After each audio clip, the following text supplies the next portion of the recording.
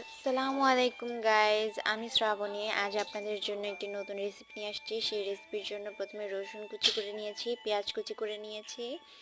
আপনারা পরিমাণ মতো দিতে পারেন। তো রেসিপিটার নাম আপনাদের পরে জানাচ্ছি, আগে আপনাদের ইনগ্রিডিয়েন্টসগুলো দেখাই দিচ্ছি। তো পেঁয়াজ নিলাম, রসুন নিলাম। আমার বড় আপু ওখানে চিংড়ি মাছ ভাজতেছে।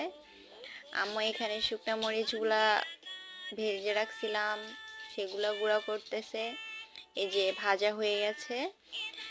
তো এর মধ্যে চিংড়ি মাছ আছে, পেঁয়াজ এবং রসুন তিনটা একসাথে ভেজে রাখছি। এখানে পেঁয়াজ এক্সট্রা করে রেখে দিচ্ছি, এটা পরে ভর্তা করার জন্য, এবং ধনিয়া পাতা অ্যাড করব আমরা এটাতে।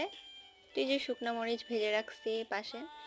এই যে ব্রাউন কালারের চিংড়ি মাছ ভেজে নিয়েছি। তো নেক্সট পার্ট দেখার জন্য লাইক কমেন্ট করবেন এবং পাশেই থাকবেন।